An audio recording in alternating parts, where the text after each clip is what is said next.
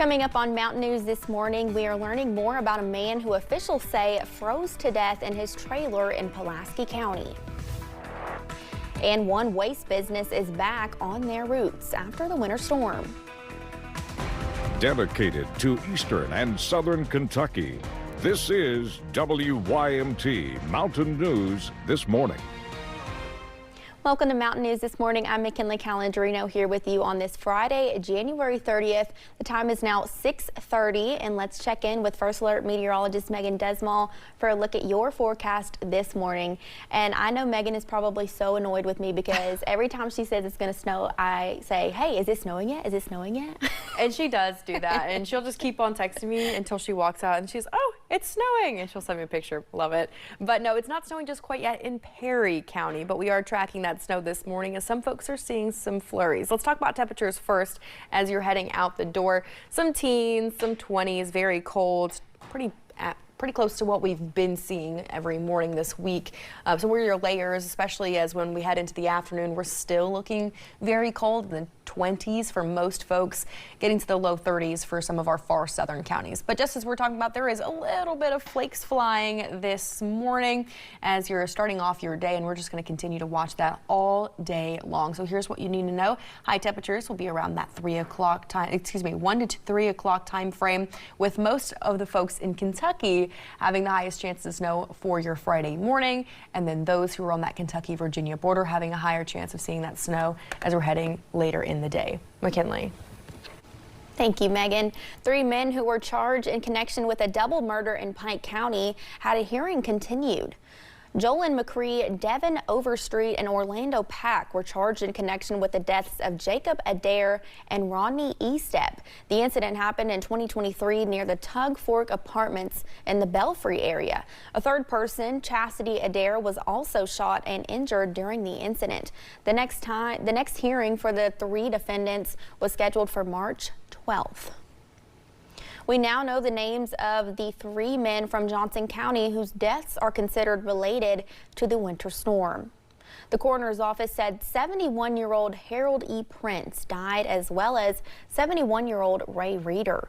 Wednesday, we told you about Reeder, who died in an ATV incident and served the Paintsville Fire Department for decades. 64-year-old William Fairchild was the 3rd victim. The coroner in Pulaski County says they found a man who froze to death in a cold camper trailer near Burnside. WYMT's Phil Pendleton has more on what happened. Trees had blocked the road and fell over the power lines. It was a challenge responding to Gene Lane off of Bend of the Lakes Road early Tuesday morning. Local volunteer fire department came, graciously made a way that we could get through the trees. After walking 300 yards to the trailer, Coroner Clyde Strunk says they found the body of 62-year-old James Phillips. Immediately we could see that there was no electricity. It was 9 degrees outside and it was 9 degrees inside. Strunk believes Phillips died of hypothermia. It's a tragic thing. It's a terrible thing. And this comes as the process to restore electrical power continues, as there are still numerous outages in the community, many of those in very remote areas, such as the area where Phillips' body was found. In the meantime, shelters still operate to help people who cannot heat their homes. We surely can't blame anybody. It's just tragic that he might not have made a phone call. Some of us would have gladly picked him up, took him to a warming shelter. There's a shelter at the Center for Rural Development and at Nancy and Mount Victory Fire Departments. In Pulaski County, Phil Pendleton, WYMT Mountain News. Southern Oaks Funeral Home is handling arrangements for James Phillips.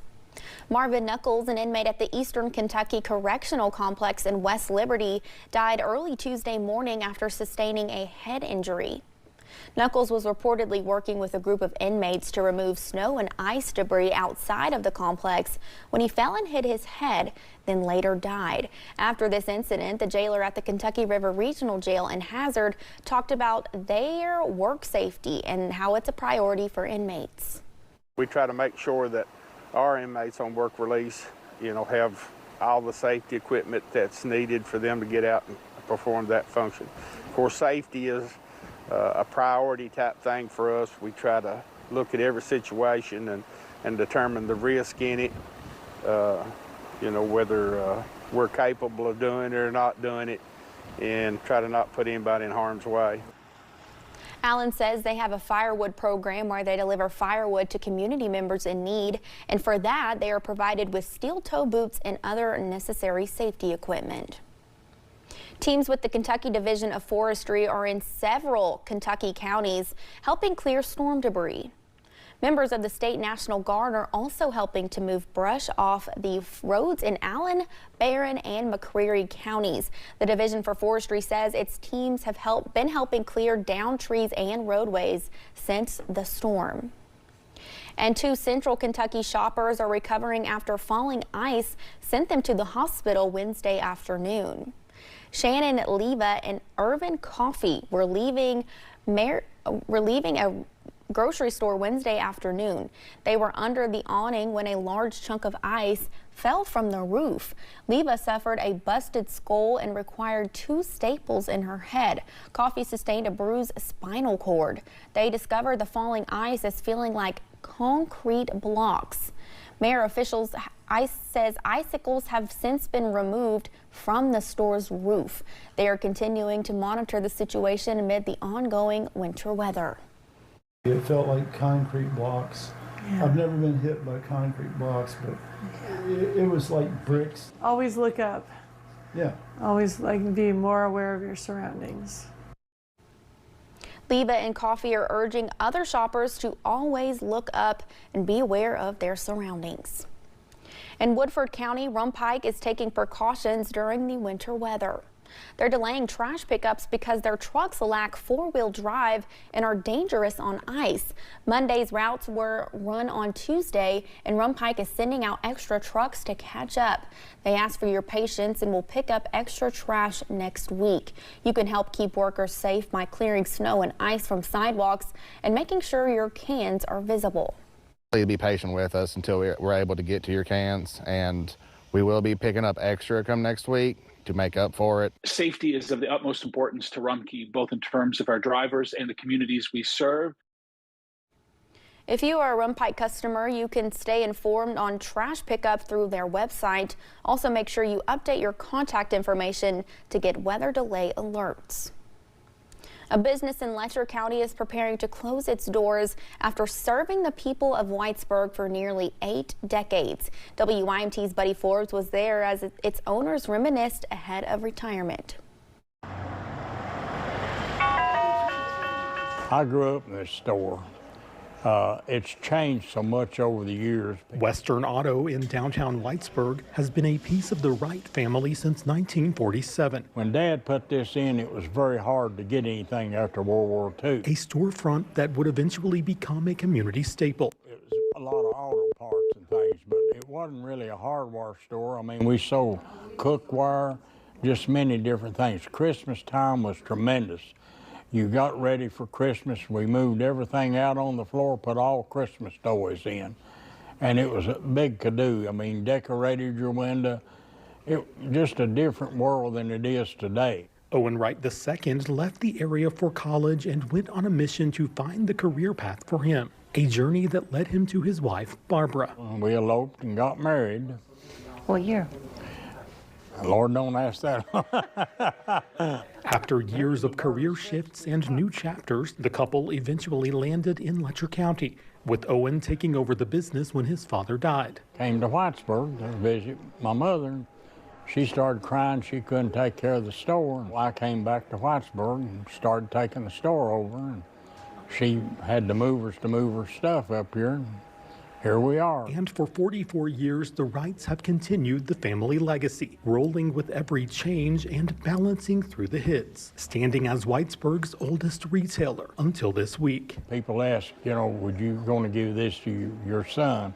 I said, absolutely not. I'd burn the building down before I'd give it to him. It's just a difficult thing anymore to make it in business. The couple is closing the doors on a nearly 80-year investment, with plans to retire and downsize to be closer to their son in Floyd County. But Wright says their colorful journey is far from over. I've been active all my life, Sitting here talking to you, I feel as good as I ever felt in my life.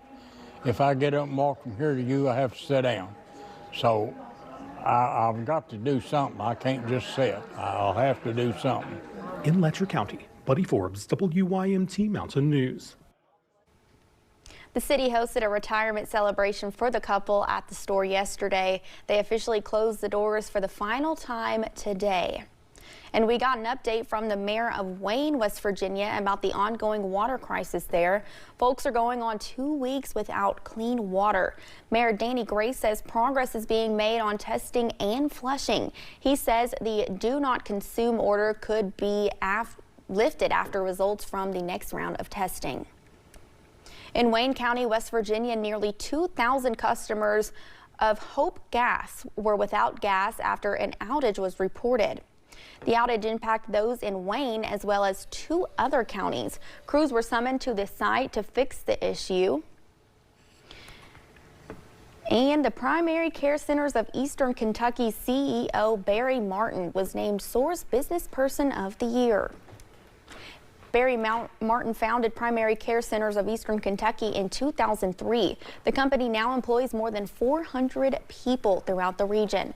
Barry is described as a leader in Appalachia that paved the way for accessible health care in more rural parts of Eastern Kentucky. Folks believe he has provided hope for 23 years and counting.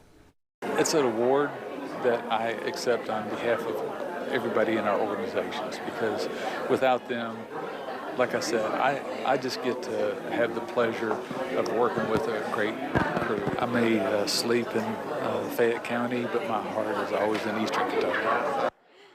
Martin is also a board member for SOAR, or Shaping Our Appalachian Region. The award and dedication ceremony came as a surprise for Martin. He also said primary care is one of the largest rural health systems in Kentucky and the 3rd largest in the country. We're under a winter weather advisory for most counties in the WYMT viewing area, highlighted in that purple, and a winter storm warning for the counties highlighted in pink, as we do have the chance for snow moving through today. And for those folks on that Kentucky-Virginia border, we will see higher chances for accumulation of that snow. Speaking of the snow, here's what we're seeing right now. Just a little bit of that flurry chance, but it will be ramping up throughout the day. High temperatures on your Friday will be in a mixture of the 20s, only getting to the low 30s for our far southern counties. Here's a look at that forecast for you, warming up throughout the day. Highs around that 1 o'clock to 2 o'clock time frame. McKinley. All right, thank you, Megan. Thank you for joining us. The time is now 6:41, and still to come on Mountain News.